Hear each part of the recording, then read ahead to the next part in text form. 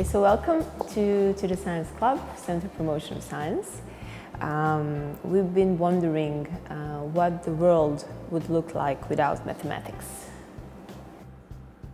Oh, that's a very interesting question, because mathematics, of course, is not just a pure human invention, but still it requires the perspective of the human. So your question for me is to try to imagine the world without humans.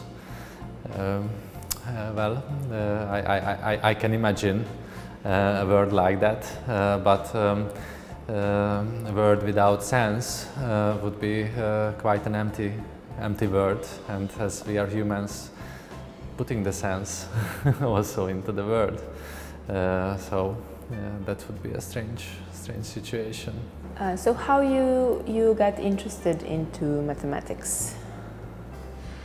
Basically, I wasn't too much interested in mathematics as a student, as a child, although every of my family members been mathematicians. My mother, my aunt, my grandfather, my uncle, and actually they were great teachers.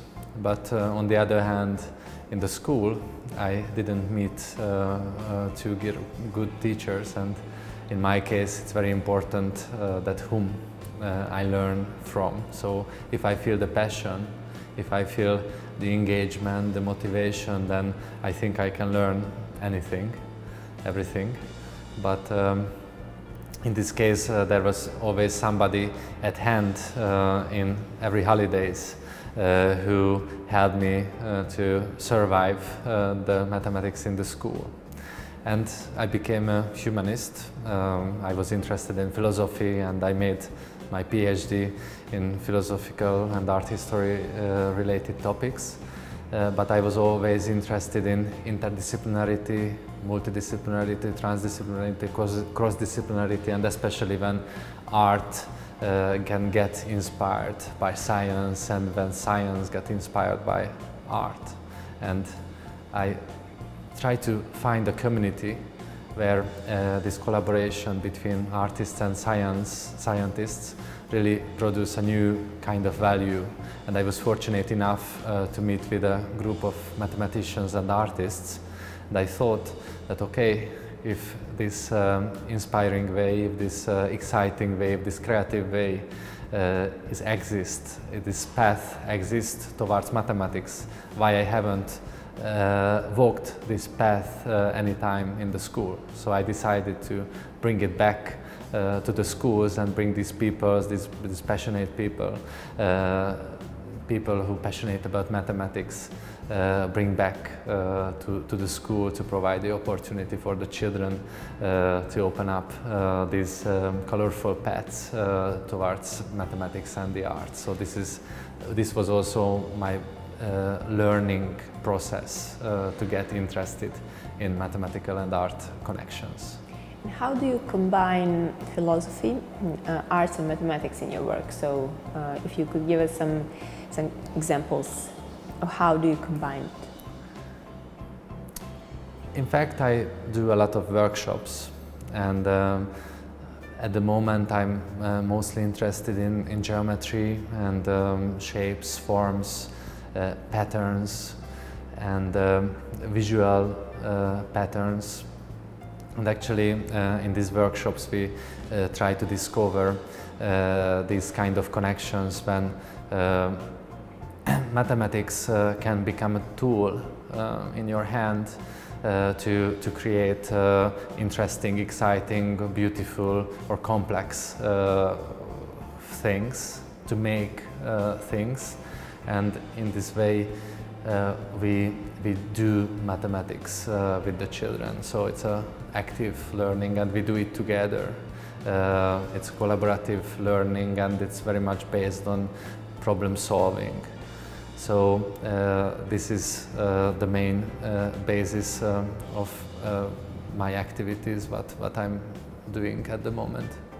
So in your country, I guess it's the same situation. Children usually run away from mathematics. They don't like it, they find it really difficult. So is it a problem with mathematics or with how mathematics is taught in schools, so with curriculum and the way teachers approach it?